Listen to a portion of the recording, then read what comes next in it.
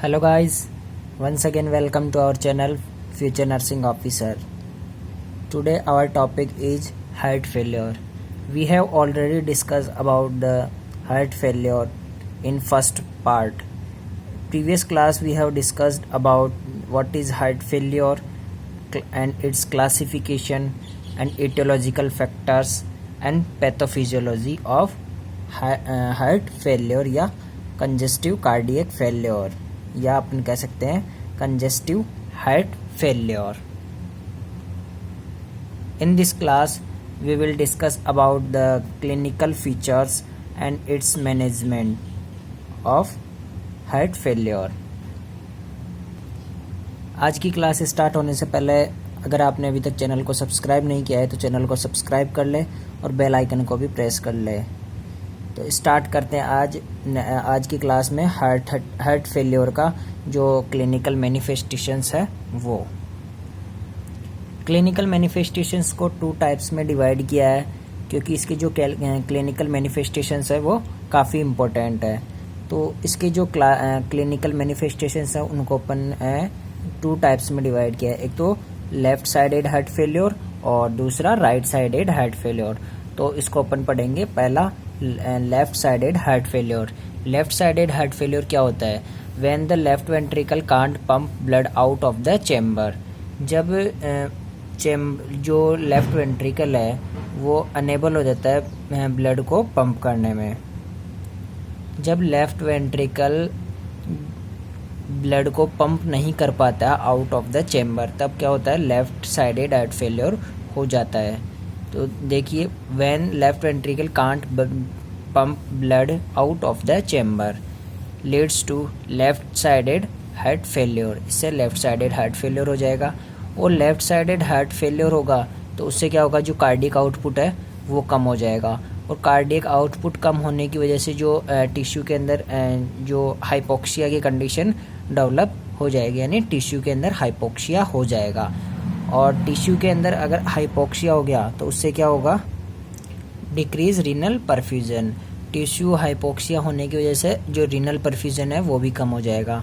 और अगर renal perfusion कम हो गया तो उससे क्या होगा? जो अपनी बॉडी के अंदर रेनिन एंजियोटेंसिन सिस्टम है वो एक्टिवेट हो जाएगा. और वो सिस्टम एक्टिवेट होने की वजह से क्या होता है? बॉडी के अंदर जो सोडियम है और जो वाटर होता है वो रिटेन होने लग जाता है. यानी कि जो वाटर और सोडियम है वो बॉडी के अंदर एक्यूमुलेट होने लग जाता है. और अगर सोडियम और वाटर एक्यूमुलेट होने लग गया तो क्या होगा? जो पल्मोनरी कंजेशन हो जाएगा, और यानी पल्मोनरी कंजेशन या फिर एडिमा बॉडी के अंदर देखने को मिलेगा. तो इसका जो मोस्ट कॉमन साइन है वो भी यही होता है कि जो पल्मोनरी कंजेशन और एडिमा देखने को मिलता है लेफ्ट साइडेड हार्ट फेलियर के अंदर. फिर इसके बाद आता है इसके फीचर्स, यानी कि लेफ्ट साइड हार्ट फेलियर होने की वजह से कौन कौन से साइन सिम्टम्स या फीचर्स देखने को अपने को मिलते हैं पेशेंट के अंदर. तो पहला है मोस्ट कॉमन तो यही होता है पल्मोनरी एडिमा. पल्मोनरी एडिमा क्यों होता है? क्योंकि जो वाटर है उसका रिटेंशन हो रहा है बॉडी के अंदर फ्लूइड का, इस वजह से पल्मोनरी एडिमा अपने को देखने को मिलता है. फिर आता है next respiratory difficulty. Respiratory difficulty क्यों होती है? क्योंकि लेफ्ट साइडेड हार्ट फेलियर अगर होगा तो लंग्स के अंदर, यानी जो फ्लूइड है पल्मोनरी जो, यानी कि मतलब ओवरऑल अपन देख सकते हैं कि जो लंग्स होते हैं यानी पल्मोनरी वेंस के अंदर इसका जो प्रेशर है वो बढ़ेगा. और अगर लंग्स के अंदर फ्लूइड का एक्यूमुलेशन ज़्यादा हो जाएगा ब्लड का तो उससे क्या होगा? रेस्पिरेटरी डिफ़िकल्टी होगी. और रेस्पिरेटरी डिफ़िकल्टी के साथ साथ कफिंग होगी पेशेंट को. और डिक्रीज कार्डियक आउटपुट भी कम देखने को मिलेगा. ऐसा क्यों हो रहा है? क्योंकि लेफ्ट साइडेड हार्ट फेलियर हो रहा है और कार्डियक आउटपुट नहीं हो रहा है. इस वजह से लो कार्डियक आउटपुट हो जाएगा. डिस्निया हो जाएगा. शॉर्टनेस ऑफ ब्रीथिंग के अंदर शॉर्टनेस देखने को मिलेगी और ब्रीथिंग डिफ़िकल्टी देखने को मिलेगी. इसके अलावा पेशेंट के अंदर दिखेगा टेकअपनिया, ऑर्थोपनिया, ये सब भी पेशेंट के अंदर देखने को मिलेगा. और इसी के साथ हाइपोक्सिया. अपन ने देखा था जो लेफ्ट साइडेड हार्ट फेलियर होता है उसकी पैथोफिजियोलॉजी के अंदर की टिश्यू के अंदर हाइपोक्सिया हो जाता है. फिर आता है नेक्स्ट, इसके अंदर जो पेशेंट के अंदर लेवल ऑफ कॉन्शियसनेस होता है उसके अंदर भी चेंजेस देखने को मिलेंगे. इसके अलावा साइनोसिस देखने को मिलेगा. जो स्किन का कलर है वो चेंज हो जाएगा, पेल येलो जो ये साइनोसिस की कंडीशन देखने को मिलेगी. फिर आता है नेक्स्ट क्रैकल साउंड या विजिंग साउंड, जो अगर पेशेंट ब्रीथिंग करेगा उस टाइम क्रैकल साउंड या विजिंग साउंड देखने को यानी सुनने को मिलेगी। जब डॉक्टर या जो नर्स है वो ऑस्कल्ट करेगी तब उसे पता लगेगा कि क्रैकल साउंड और विजिंग साउंड जो सुनने को मिल रहा है। फिर उसके अलावा है वीकनेस देखने को मिलेगी पेशेंट के अंदर, और इंसोम्निया, पेशेंट को नींद भी नहीं आएगी। इसी के साथ पेशेंट को डिसोरिएंटेशन भी होगा। तो ये इसके मोस्ट कॉमन फीचर्स थे लेफ़्ट साइडेड हार्ट फेलियर के। इसके अंदर अपन ने देखा कि जो लेफ़्ट साइडेड हार्ट फेलियर की जो पैथोफिजियोलॉजी होती है वो क्या होती है, कैसे वो डेवलप हो रहा है और कैसे लास्ट में फाइनली एडिमा या पल्मोनरी कंजेशन हो रहा है। फिर उसके बाद देखिए इसके फीचर्स की, इसके जो फीचर्स है वो भी मोस्टली पल्मोनरी एडिमा और रेस्पिरेटरी डिफ़िकल्टी है। फिर उसके बाद आता है next right sided heart failure. Right sided heart failure की पैथोफिजियोलॉजी क्या होती है वो देखते हैं पहले। राइट साइडेड हार्ट फेलियर कैसे होता है, जब राइट वेंट्रिकल है वो क्या होता है, अनेबल हो जाता है ब्लड को एडिक्वेट अमाउंट के अंदर एम्प्टी करने में, यानी कि जो राइट वेंट्रिकल है वो एम्प्टी नहीं हो पाता है, उसकी वजह से जो राइट साइडेड हार्ट फेलियर हो जाता है। जो राइट वेंट्रिकल है उसके अंदर से ब्लड आगे पंप नहीं हो पाता है पल्मोनरी आर्टरी के अंदर, उसकी वजह से राइट साइडेड हार्ट फेलियर होता है। फिर राइट साइडेड हार्ट फेलियर होगा तो उसकी वजह से क्या देखने को मिलेगा, इंक्रीज राइट आर्टेरियल प्रेशर। जो राइट के अंदर राइट एट्रियम है उसके अंदर अपने को प्रेशर इंक्रीज़ हुआ मिलेगा। क्यों मिलेगा, क्योंकि जो राइट साइडेड वेंट्रिकल है उसके अंदर जो आगे फर्दर ब्लड आगे नहीं जा पा रहा है, इस वजह से राइट एट्रियम के अंदर प्रेशर इंक्रीज़ हो जाएगा। और प्रेशर इंक्रीज़ होने की वजह से क्या होगा, increase pressure in the Venus circulation. जो वीनस सर्कुलेशन हो रहा है उसके अंदर भी प्रेशर इंक्रीज मिलेगा अगर राइट एट्रियम के अंदर प्रेशर इंक्रीज़ हो रखा है तो। फिर उसकी वजह से क्या होगा कि जो राइट वेंट्रिकल के अंदर भी प्रेशर बढ़ेगा। राइट वेंट्रिकल क्यों बढ़ेगा, राइट वेंट्रिकल के अंदर प्रेशर, क्योंकि फर्दर आगे ब्लड आगे नहीं जा पा रहा है इस वजह से। फिर उसकी वजह से क्या होगा, Venus congestion and peripheral oedema. Peripheral oedema या वीनस कंजेशन अपने को देखने को मिलेगा। जो वीनस ब्लड है उसके अंदर कंजेशन देखने को मिलेगा और जो पेरिफेरल बॉडी के अंदर एडिमा देखने को मिलेगा। तो ये होता है राइट साइडेड हार्ट फेलियर के अंदर। फिर आता है इसके बाद जो राइट साइडेड हार्ट फेलियर है उसके सिम्टम्स कौन कौन से होते हैं। इसका जो मोस्ट कॉमन सिम्टम्स है वो देखने को मिलेगा पेरिफेरल एडिमा। जो पेरिफेरल बॉडी के अंदर, पेरिफेरल यानी आउटसाइड मतलब बाहर से जो एडिमा अपने को देखने को मिलेगा, पेरिफेरल एडिमा। फिर उसके अलावा स्प्लीनोमेगेली, जो स्प्लीन की साइज़ है वो भी इंक्रीज़ देखने को मिलेगी, साइज़ है वो नॉर्मल से बढ़ी हुई मिलेगी। फिर उसके बाद हिपेटोमेगेली, जो लीवर की साइज़ है वो भी इंक्रीज़ देखने को मिलेगी। फिर आता है नॉक्चुरल डायूरेसिस, नॉक्चुरल डायूरेसिस देखने को मिलेगा। इसके अलावा जो जुगुलार वेन है वो भी डिस्टेंट हुई दिखेगी और पेशेंट को नोज़िया वोमिटिंग होगा। नोज़िया वोमिटिंग क्यों होगा, क्योंकि राइट साइडेड हार्ट फेलियर हो रहा है इस वजह से। फिर वीकनेस देखने को मिलेगी पेशेंट के अंदर और slow weight gain. Slow weight gain क्यों देखने को मिलेगा, क्योंकि पेरिफेरल एडिमा हो रहा है और फ्लूइड का जो आउटपुट है वो नहीं हो पा रहा है, इस वजह से कार्डिक आउटपुट नहीं मिल रहा है और जो यूरिन के थ्रू जो किडनी के थ्रू जो यूरिन है वो भी नहीं पास आउट हो रहा है, इस वजह से वेट गेन भी देखने को मिलेगा पेशेंट के अंदर। फिर उसके बाद आता है नेक्स्ट जो हार्ट फेलियर है उसके डायग्नोस्टिक इवेल्युएशंस। डायग्नोस्टिक इवेल्युएशन में सबसे पहला है हिस्ट्री कलेक्शन। जो पेशेंट की है वो हिस्ट्री कलेक्ट करेंगे। हिस्ट्री कलेक्शन में क्या देखेंगे कि पेशेंट को कोई प्रीवियस पल्मोनरी हाइपरटेंशन या सिस्टेमिक हाइपरटेंशन तो नहीं है, या कोई प्रीवियस सर्जरी नहीं हुई है पेशेंट को, वो सब हिस्ट्री कलेक्शन के अंदर देखेंगे। फिर उसके बाद नेक्स्ट है फिजिकल एग्जामिनेशन। फिजिकल एग्जामिनेशन में पेशेंट का ऑस्कल्टेशन करेंगे, चेस्ट ऑस्कल्टेशन से अपने को पता लग जाएगी कि पेशेंट को क्रैकल साउंड या मरमर साउंड तो नहीं है, जो कि किसको इंडिकेट करता है, क्रैकल साउंड और मरमर साउंड वेल्वुलर डिसफंक्शन, यानी जो वाल्व है उसके डिसफंक्शन को इंडिकेट करता है क्रैकल साउंड और मरमर साउंड। तो ये क्वेश्चन इंपॉर्टेंट है यहाँ से कि वेल्वुलर जो डिसफंक्शन है वो मतलब क्या इंडिकेट करता है, क्रैकल साउंड या मरमर साउंड, दोनों को इंडिकेट करता है। इसके अलावा ईसीजी कर सकते हैं। ईसीजी में क्या देखने को मिलेगा कि जो क्यूआरएस एम्पलीट्यूड है वो हाई लेवल पे देखने को मिलेगा ईसीजी के अंदर, अगर जो हार्ट फेलियर हुआ है उसकी वजह से। फिर है नेक्स्ट चेस्ट एक्सरे, चेस्ट का एक्सरे करके देखेंगे। चेस्ट एक्सरे में क्या देखने को मिलेगा, जो वेंट्रिकुलर डायलेटेशन हो रखा है या फिर जो हाइपरट्रॉफी हुई है हार्ट के चैम्बर के अंदर, तो वो अपने को चेस्ट का जो एक्सरे है उसके अंदर देखने को मिलेगा। वेंट्रिकुलर डायलेटेशन या हाइपरट्रॉफी देखने को मिलेगी चेस्ट एक्सरे के अंदर। Now next is echocardiography. Chest x-ray के बाद आता है इकोकार्डियोग्राफी। इकोकार्डियोग्राफी के अंदर क्या पता लगेगा कि जो हार्ट है उसके जो चैम्बर और उसके जो वाल्व है उसकी साइज़ के बारे में पता लगेगा, और वहाँ पे कोई भी एबनॉर्मलिटी हुई है या जो भी हार्ट की फंक्शनल एक्टिविटी या स्ट्रक्चरल एक्टिविटी है वो इकोकार्डियोग्राफी के थ्रू अपने को पता लग जाएगा। इसी के साथ एंजियोग्राफी भी कर सकते हैं। एंजियोग्राफी के थ्रू भी वहाँ पे जो वाल्व के अंदर कोई भी डिफॉर्मिटी हुई है वो देखने को मिल सकता है, जिसकी वजह से जो हार्ट है वो मतलब कि जो एडिक्वेट अमाउंट के अंदर ब्लड को पंप नहीं कर रहा है या इजेक्ट नहीं कर पा रहा है वेंट्रिकल से, वो भी अपने को इसके अंदर देखने को मिलेगा।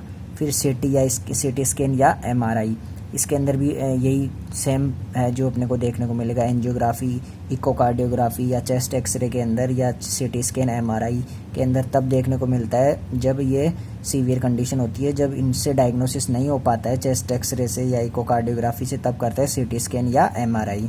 इसी के साथ साथ ब्लड टेस्ट भी करते हैं। ब्लड टेस्ट से भी जो इसलिए करते हैं क्योंकि अगर कोई इन्फेक्शन हुआ है तो उसका ब्लड टेस्ट के थ्रू पता लग जाएगा। इसके अलावा वेंट्रिकुलोग्राफी, ये इसका स्पेसिफिक डायग्नोसिस है कि वेंट्रिकल की जो विजुअलाइजेशन किया जाता है वेंट्रिकल्स को, उसको बोलते हैं वेंट्रिकुलोग्राफी। वेंट्रिकल को, स्पेशल वेंट्रिकल्स को विजुअलाइज किया जाता है कि वहाँ पे कोई डिफॉर्मिटी तो नहीं हुई है जिसकी वजह से आगे जो हार्ट है वो ब्लड पंप नहीं कर पा रहा है। फिर आता है नेक्स्ट बी टाइप नेट्यूरेटिक पेप्टाइड यानी बीएनपी भी अपन कर सकते हैं। बी टाइप नेट्रीयूरेटिक पेप्टाइड यानी बीएनपी। बीएनपी भी ये भी एक डायग्नोसिस होता है जो कि हार्ट फेलियर के लिए किया जाता है या कंजेस्टिव कार्डियक फेलियर के लिए किया जाता है। फिर उसके बाद आता है इसका नेक्स्ट मैनेजमेंट। हार्ट फेलियर का मैनेजमेंट क्या होता है, इसका जो मोस्ट कॉमन ड्रग यूज़ आती है, ये कंपटीशन के हिसाब से भी बहुत इंपॉर्टेंट है कि जो हार्ट फेलियर है उसके अंदर कौन सी ड्रग दी जाती है। तो उसका एग्जांपल है डिजॉक्सिन। ये डिजॉक्सिन कौन सी टाइप की ड्रग है, कार्डियक ग्लाइकोसाइड है। ये हार्ट फेलियर के अंदर स्पेसिफिक ड्रग है जो कि दी जाती है डिजॉक्सिन। फिर इसके अलावा डायूरेटिक्स देते हैं क्योंकि पेशेंट का यूरिन आउटपुट कम हो रखा है, इस वजह से उसको डायूरेटिक देते हैं। डायूरेटिक का एग्जांपल होता है लासिक्स या फ्यूज़ेमाइड। फिर आता है SCE inhibitors, angiotensin converting enzyme inhibitors. ये क्यों देते हैं, क्योंकि जो हार्ट के अंदर फ्लूइड एक्यूमुलेट हो रहा है उसको प्रिवेंट करने के लिए एससीई इनहिबिटर्स देते हैं। इसका एग्जांपल हो गया कैप्टोप्रिल या रेमेप्रिल एक्सेट्रा, जो भी काफ़ी सारे एग्जांपल है। मोस्टली रेमेप्रिल और कैप्टोप्रिल यूज में आता है। फिर इसके अलावा बीटा ब्लॉकर क्यों देते हैं, क्योंकि वर्क लोड बढ़ रहा है हार्ट के ऊपर उसको कम करने के लिए। इसके अलावा नाइट्रोग्लिसरीन देते हैं, ये एक वेजोडाइलेटर है। ये क्यों देते हैं, क्योंकि वेसल्स को डायलेट करने के लिए। इसके अलावा एल्डोस्टेरोन एंटागोनिस्ट देते हैं। ये क्यों देते हैं, क्योंकि जो सोडियम रिटेंशन हो रहा है वो नहीं हो, इस वजह से। इसका जो मोस्ट कॉमन एग्जांपल है वो है स्पाइरोनोलैक्टोन। तो इसका ये मोस्ट इम्पोर्टेंट जो एग्जांपल है एल्डोस्टेरोन एंटागोनिस्ट का स्पाइरोनोलैक्टोन। ये क्या काम करता है, जो बॉडी के अंदर सोडियम रिटेंशन हो रहा है उसको कम कर देता है। तो ये है मेडिकल मैनेजमेंट हार्ट फेल्योर का। Now next is nursing management. अगर हार्ट फेलियर हो गया है तो उसमें नर्सेज का क्या रोल है या नर्सिंग इंटरवेंशन क्या है। तो इसमें जो इम्पोर्टेंट नर्सिंग इंटरवेंशन है वो मैं आपको बताऊंगा। तो फर्स्ट है इसके अंदर monitor cardiac output and vital sign. Cardiac output कम हो रहा है इसलिए मॉनिटर करना है कार्डियक आउटपुट को और वाइटल साइंस को। फिर मॉनिटर करना है वेट गेन को, वेट गेन हो रहा है या वेट लॉस हो रहा है उसको मॉनिटर करना है रेगुलरली। फिर उसके बाद आता है provide high Fowler position to reduce oedema. Patient को एडिमा होता है हार्ट फेलियर के अंदर, इसलिए पेशेंट की जो पोजीशन है वो बहुत ही इंपॉर्टेंट है मेंटेन करके रखना। उसको पेशेंट को देंगे हाई फाउलर पोजीशन जिसकी वजह से कि जो एडिमा हो रहा है वो कम कम देखने को मिलेगा या कम कर सकते हैं उसको। इसके अलावा पेशेंट को ब्रीथिंग डिफ़िकल्टी हो रही है, इसलिए पेशेंट को ऑक्सीजन देंगे, ऑक्सीजन एडमिनिस्ट्रेशन, और जो IO चार्ट है, इनटेक आउटपुट चार्ट है, उसको भी मेंटेन करेंगे। इसके अलावा जो सोडियम डाइट है उसको रेस्ट्रिक्ट करेंगे। क्यों करेंगे रेस्ट्रिक्ट? क्योंकि पेशेंट के अंदर एडिमा हो रहा है और फ्लूइड रिटेंशन हो रहा है, इसलिए अगर सोडियम डाइट और दे देंगे तो जो फ्लूइड एक्यूमुलेशन हो रहा है वो ज़्यादा हो जाएगा। इसके अलावा एजुकेट करेंगे पेशेंट को कि स्ट्रेस सिचुएशन को अवॉइड करना है, यानी पेशेंट को स्ट्रेस नहीं लेना है। तो ये कंप्लीट हुआ आज हार्ट फेलियर, यानी इसको हार्ट फेलियर को क्या बोलते हैं? कंजेस्टिव कार्डियक फेलियर या कंजेस्टिव हार्ट फेलियर, CCF या CHF। तो ये कंप्लीट हुआ आज हार्ट फेलियर। अब जो प्रीवियस क्लास में मैंने कुछ क्वेश्चंस दिए थे उनके आंसर्स मैं आपको डिस्कस करूँगा अब। तो ये कुछ क्वेश्चंस थे जो मैंने लास्ट क्लास में आपको दिए थे। अगर सॉल्व नहीं किया या अगर आपको कोई डाउट है तो आप मुझे यहाँ से देख सकते हैं इनके करेक्ट आंसर। तो पहला क्वेश्चन था abnormal dilatation of A wall of N artery. Abnormal dilatation हो जाता है कोई भी आर्टरी की वॉल का, उसे क्या बोलते हैं? तो इसका आंसर है राइट, एन्यूरिज्म। फिर नेक्स्ट क्वेश्चन है lack of oxygen in the blood stream is, यानी कि ब्लड के अंदर अगर ऑक्सीजन की कमी हो जाती है तो उस कंडीशन को क्या बोलते हैं? उसे बोलते हैं एनॉक्सीमिया। ये इसका राइट आंसर है। Now next is heart sound are result of. Heart sound are result of, इसका आंसर कौन सा होगा? क्लोजर। यानी जो हार्ट साउंड है वो क्या इंडिकेट करता है? मतलब जो हार्ट साउंड है उसको वो कहाँ से आती है? हार्ट की जो साउंड है वो, तो उसका वो कहाँ से आती है? क्लोजर ऑफ द हार्ट वाल। जो हार्ट वाल अगर क्लोज होते हैं तब इसकी हार्ट साउंड अपने को देखने को मिलती है। Now next is capillary refill time is normally. Capillary refill time क्या होता है नॉर्मली? इस 1 to 3 सेकेंड। ये इसका करेक्ट आंसर है। Now next is what is the normal amount of pericardial fluid. Pericardial fluid का नॉर्मल अमाउंट क्या होता है? तो पेरिकार्डियल फ्लूइड का नॉर्मल अमाउंट होता है 10 to 30 ml। Now next is vegetation on the heart valve result from. अगर vegetation हो गया हार्ट वाल्व के ऊपर तो वो किस वजह से होता है? बैक्टीरियल इन्वेजन की वजह से होता है। फिर उसके बाद आता है next criteria for diagnosis of infective endocarditis. ये क्वेश्चन मैं आपसे पहले डिस्कस कर चुका हूँ, तो इसका आंसर तो आपको आ गया होगा। Criteria for diagnosis of infective endocarditis, इसका राइट आंसर है ड्यूकेस क्राइटेरिया। ये मैंने जो प्रीवियस क्लास हुई थी उसके अंदर डिस्कस कर चुका हूँ। फिर उसके बाद आता है next what is the normal JVP। Normal jugular venous pressure कितना होता है? तो इसका आंसर है A, less than 9 centimetre of H2O। तो ये प्रीवियस क्लास के अंदर जो क्वेश्चंस थे उनके आंसर्स है। अब जो आज के जो क्वेश्चंस है वो मैं आपको बता देता हूँ। हमेशा की तरह आज भी मैं आपके लिए कुछ क्वेश्चंस लेकर आया हूँ जिनके आंसर आपको मुझे कमेंट करके बताना है। अगर आपके कोई आंसर, अगर कोई डाउट हो, कोई भी अगर या कोई क्वेश्चन नहीं आ रहा हो तो उसके आंसर मैं आपको नेक्स्ट क्लास में बताऊंगा। तो फर्स्ट क्वेश्चन है most common use cardiac drug in the treatment of CCF।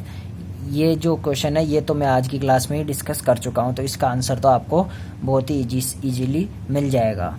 फिर है next question haemorrhage with collection of blood in soft tissue. अगर सॉफ्ट टिश्यू के अंदर ब्लीडिंग हो जाती है और वहाँ पे ब्लड का कलेक्शन हो जाता है उसे क्या बोलते हैं? तो ये भी एक इजी सा क्वेश्चन है, आपको इजीली आ जाएगा। फिर आता है next atherosclerotic plaque are most commonly seen in. कौन सी सिचुएशन के अंदर एथेरोस्क्लेरोटिक प्लाक देखने को मिलता है? तो ये भी एक इजी क्वेश्चन है, ये भी आपको मुझे कमेंट करके बताना है। Now next is early complication of acute MI। Acute MI का अर्ली कॉम्प्लिकेशन क्या है? Arrhythmia, cardiac dysfunction, myocardial rupture या ऑल ऑफ दी अबव। फिर उसके बाद नेक्स्ट क्वेश्चन है thrombolytic therapy used in MI के अंदर थ्रोम्बोलाइटिक जो थेरेपी यूज की जाती है उसका एग्जाम्पल कौन सा है? तो ये एग्जाम्पल है हिपेरिन, TPA, नाइट्रोग्लिसरीन या STK। इसका करेक्ट आंसर क्या है ये भी आपको बताना है। अगर इसका इन क्वेश्चंस का आंसर नहीं आता है तो मैं नेक्स्ट क्लास होगी उसके अंदर आपसे डिस्कस करूँगा। फिर है next question during blood donation at a time single donor can donate कितना ml। अगर कोई पर्सन ब्लड डोनेट कर रहा है तो सिंगल टाइम में कितना ब्लड डोनेट करता है एक पर्सन? तो ये तो एक नॉर्मली अपने क्वेश्चन आना ही चाहिए, ये तो काफ़ी इंपॉर्टेंट है, लेकिन है तो ये इजी सा क्वेश्चन, कभी कभार इसके अंदर कन्फ्यूजन हो जाता है, तो इसका करेक्ट आंसर आपको मुझे बताना है। फिर उसके बाद है next, more amount of blood in the tissue and red discolouration is known as, यानी more amount of red, tissue के अंदर अगर ब्लड का अमाउंट और रेड डिस्कलरेशन हो जाए तो उस कंडीशन को क्या बोलते हैं, हाइपरीमिया, एरिथमा, कंजेशन या पेची। तो ये आंसर, इसका जो क्वेश्चन है इसका आंसर भी आपको मुझे बताना है। Now next is coronary artery primary receive blood supply during, coronary artery primary receive blood supply during, कब प्राइमरी आर्टरी कब मतलब कहाँ से ब्लड रिसीव करती है प्राइमरीली, इंस्पायरेशन के दौरान, एक्सपायरेशन के दौरान या डायस्टोल या सिस्टोल। यानी इस कंडीशन के अंदर कोरोनरी आर्टरी है जो मतलब रिसीव करती है ब्लड सप्लाई, वो कौन सी कंडीशन के अंदर करती है, इंस्पायरेशन के टाइम, एक्सपायरेशन के टाइम या डायस्टोल या सिस्टोलिक के टाइम। तो ये क्वेश्चंस थे आज के, इनके आंसर आपको मुझे कमेंट करके बताना है। और अगर अभी तक चैनल को आपने सब्सक्राइब नहीं किया है तो चैनल को सब्सक्राइब कर ले और बेल आइकन को भी प्रेस कर ले, और क्लासेस रेगुलर लेते रहिए जिससे कि ये जो सारे क्वेश्चंस मैं आपके लिए लेकर आया हूँ इनको आपको करने में कोई दिक्कत ना हो, क्योंकि ये जो क्वेश्चंस है ये काफ़ी इंपॉर्टेंट है और जो कंपटीशन एग्ज़ाम में काफ़ी बार पूछे गए हैं, काफ़ी बार आए हैं, जैसे एम्स वगैरह है, जो भी आरआरबी वगैरह, ESIC के जो भी एग्ज़ाम होते हैं उनके अंदर काफ़ी बार ये क्वेश्चंस आए हुए हैं और ये रिपीट होते रहते हैं बार बार। तो इन क्वेश्चंस का आंसर आना आपको बहुत ही ज़रूरी है। तो क्लासेस रेगुलर लेते रहिए और अपने दोस्तों के साथ शेयर कीजिए ताकि हर कोई इसका फ़ायदा उठा सके, और लोगों को कहिए कि जो क्लासेस है वो रेगुलर लेते रहिए और एक जगह से लेके दूसरी जगह तक वीडियो को शेयर करिए, लाइक करिए, सब्सक्राइब करिए। Thank you.